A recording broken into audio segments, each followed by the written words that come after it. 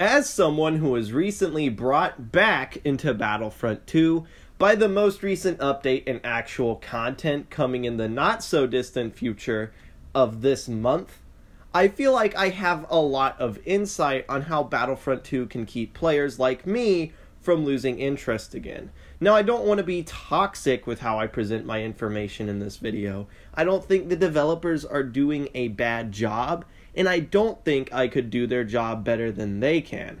I just want to offer some constructive criticism on how I think they could retain their player base based off of my experience with the game. With my disclaimer disclaimed, let's just get right into the video. I feel like everybody knows that the most popular era of this game is the Clone Wars, and that's for good reason. Most of us grew up while the movies were still being released in theaters, and with both versions of the Clone Wars show. When we were growing up, the amount of Clone Wars content out there dwarfed the content from the original trilogy or the Old Republic. Even if the movies aren't that great, we can't help that we all love them and the characters. So I hope that DICE does continue to release content from the Clone Wars. I would personally like to see 4 more heroes after Anakin comes out. If I were to make a guess at who we would get based off of the teases from DICE, I think Ahsoka, Ventress, Padme, and Jango all seem like pretty safe bets. Personally, I would prefer Mace Windu over Padme, but that's just because I really hate her character. I understand that people do want her. I'd also like to see a little more customization for Darth Maul. Overall, the customization from the Clone Wars is on point. After Anakin and Dooku, every Legion that I can personally think of would be represented in the game as skins. Every new hero looks like they're dropping with skins too. Really, the only weak point for Clone Wars customization seems to be Darth Maul. Just give us some more heroes, maybe a new planet, and a Darth Maul skin or two, and I think I'll be okay in the long run. I'll be honest, as much as I do love the Clone Wars, it's going to be a pretty big bummer if that's all the content we get for the rest of this game's life cycle. Star Wars is just so much bigger than just the 3 years between episodes 2 and 3. If I were to name specifically what I'd like to see, I'd love to see the sequel trilogy get the same kind of treatment that the Clone Wars is getting now, this time next year. It'd be the perfect time to do it with the build-up to Episode 9 in December. The sequels are soon going to be the driest of all the eras too. They have no customization for the First Order and only 4 heroes and 4 planets. For trooper customization, DICE could just throw the Executioner stripes and the Special Forces black and red on armored troops, a lot like how we're getting Clone Legions now. As for heroes, I'd really like to see anything as long as we get Snoke and Poe. There's no world where someone like Hux deserves a slot over Snoke. Snoke does the most in the movies out of the sequel villains not already in the game. Hux and DJ don't really do any fighting or anything serious. Well, we at least get to see Snoke pull some cheeky tricks with the Force. He's already playable in a Disney video game, so I don't see the problem with adding him. After those two, I'd like to see some new characters from Episode 9, especially if one of them is a Knight of Ren. For maps, I really don't care, honestly. I'm fine with the Supremacy, Dakar, or Octo. As long as Poe and Snoke make their way into the game, I'm honestly a pretty happy boy.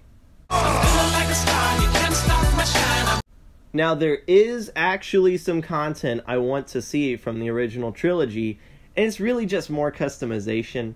It feels like they completely forgot about Luke when making hero skins, and none of the original trilogy villains have customization at all. As for what skins I'd like to see, I think Luke should get his Yavin outfit and his Bespin outfit.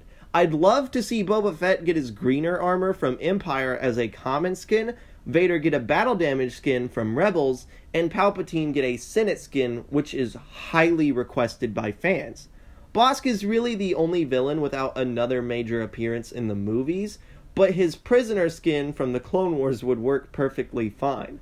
And on the topic of skins, I think it's criminal that we have no Stormtrooper customization. They might even have more options than the Clone Troopers. Whether it's different armors like the Scarif Troopers, Tank Pilots, Mimban Stormtroopers, Range Troopers, and Mud Troopers, or different colors like with Shadow Troopers, Shock Troopers, or the Storm Commandos. Simple recolors could stay as an uncommon rarity like with the Clone Legions, while complete armor changes could be considered epic skins for the extra work involved. Other than some more customization, there's really not a whole lot I want to see from the original trilogy. Maybe some heroes or maps from the last game, but I'd honestly just prefer focus stays on the prequel and sequel eras. We've had 2 years of just original trilogy content. I think I'm good for a while. Ewok Hunt was one of the most successful updates for Star Wars Battlefront, and it's one of the ones I enjoyed the most. It was more played than even Galactic Assault when it first released, and I want more of it. With developers mentioning Geonosian assets existing on Geonosis, what Ewok started out as, I think the future looks really bright for at least a Geonosian hunt. I'd also love a Wampa hunt if I were to choose something.